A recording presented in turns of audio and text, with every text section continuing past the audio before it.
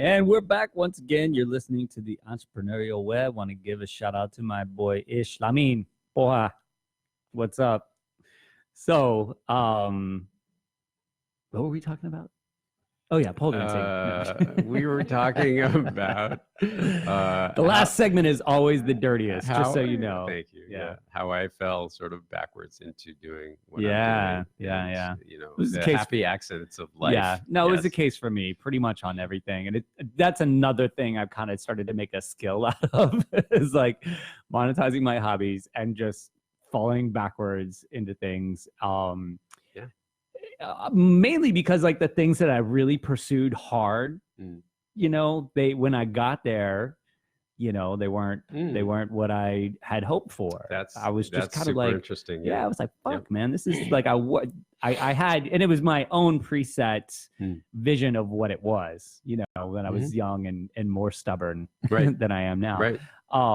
It was just like, oh, it's going to be this way, and I'd get there and I'd be like, wow, it's really not that way at all. And I went into it kind of blindly, not seeing the red flags along the way. So now I kind of just really try to focus on the red flags, and where there aren't any, I kind of fall into a seat, like, and I'm getting more graceful about it. But that's kind of like how I scratch that itch these days. And it's been remarkable. I mean, this is a prime example. Like I did not pursue this at all. It was just kind of like a gentle nudge. And I just was like, okay, like no red flags. Okay. Yeah. You know, and you were open to it. Yeah. Right? Yeah. But it was like the mindset shift. And that was, you know, going back to what we were talking about, you know, in terms of business culture, you know, it really takes that. It's just a mindset shift. Did I say mindset shift? I told you it was going to get dirty. Almost said shit. Well, that cat's out of the bag now.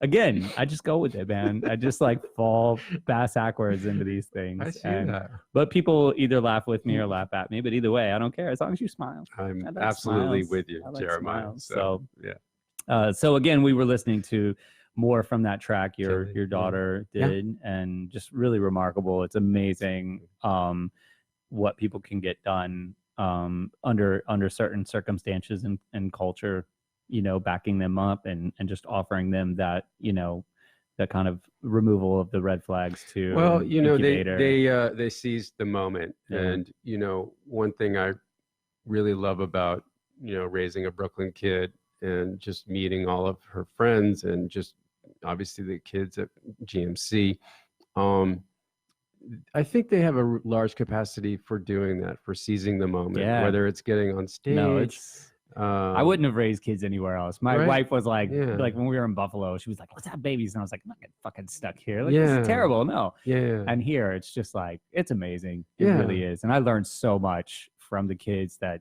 you know, especially in Windsor Terrace, like our community is just fantastic. It's great. And being involved in the schools and the dojo, just everything. And I feed off of them so much because they just don't care. And that's really a big part of it. Like, you got to just let go of what people, like, any judgment. You're not worried. You can't worry about what people are thinking so much. I mean, there's certain things as business owners you have to respond to, you know, but a lot of it, you just got to be like, psh.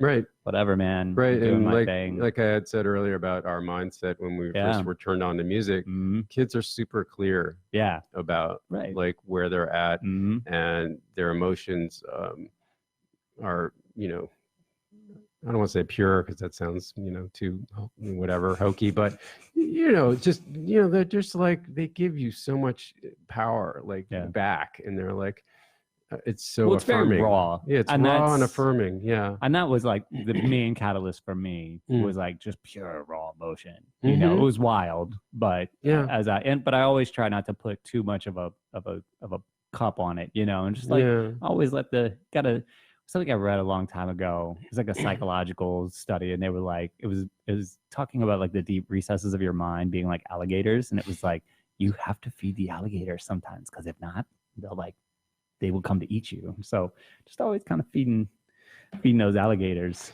I think so, you know, and you know, you and I are both drummers, and so you know, my hero growing up was Stuart Copeland of the Police.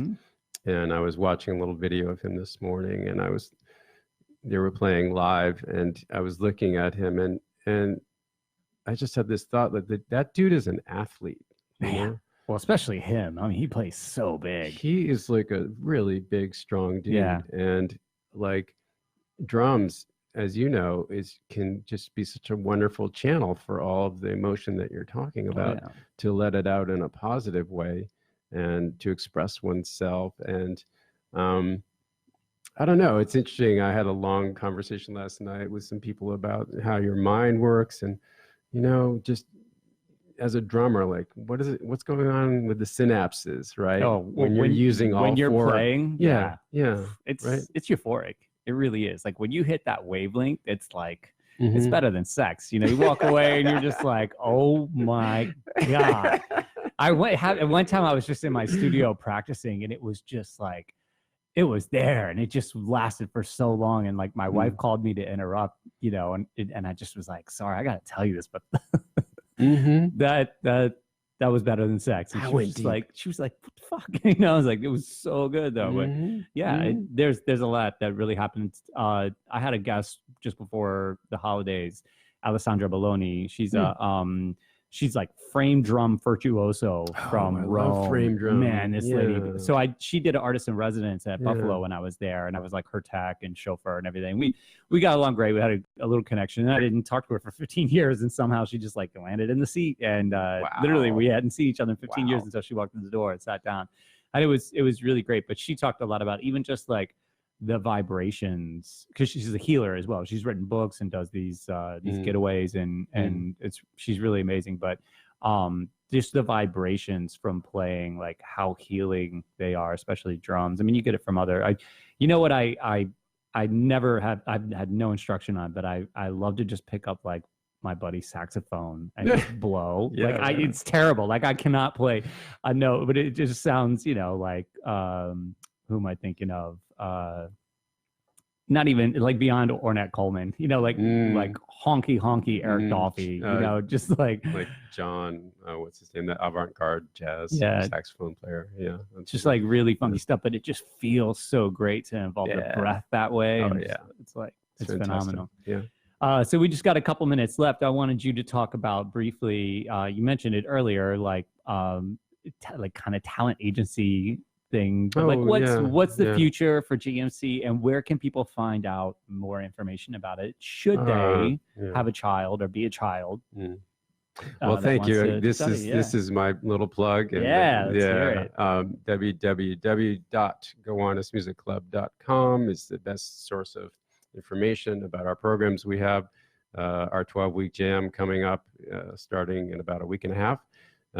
Which will take us up through, early May. We're doing our shows at Joe's and Rockwood. Nice. We're going to do 2 summer camps this July. They won't forget to talk about those.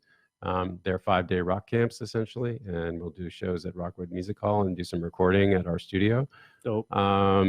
So that's the immediate future. The long-term future, hopefully, is to, create some, whether you call it a record label or some kind of avenue for these kids to write original songs and have them on Spotify and iTunes, and just like show them that they can take this as far as they want to go, essentially. I actually have a couple of students who have songs on Spotify already, one of whom has over 1 million hits on a song. So it's like, wow, it can happen. It can happen really fast, which is cool, right? But it's diversifying for you as a business as well. Yeah. Like that growth mindset. Like you started at like, okay, we're going to teach kids to play. And then like you slowly accumulate more skills as a business, the same way a drummer is like, oh, now my left hand can do this. And now my right foot. Exactly. It's the same process. Yeah. And sort of like, I'm a big advocate of like not forcing it, not rushing it, just a lot of TLC, but just do it in a way that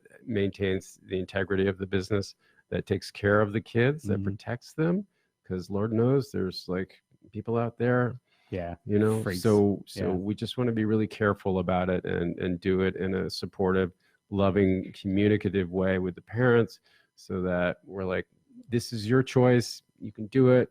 If you're not cool with it, fine, we'll let it go, right?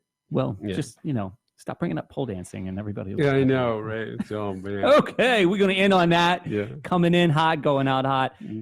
speaking of going out hot, have a great weekend. I hope it gets warmer here in New York City. It's not looking good for the weekend, but next week looks okay. Yeah. Bundle up, everybody. Thank you, Jeremiah. Thank you. Awesome, man. Have a great weekend, everybody. Peace. Peace.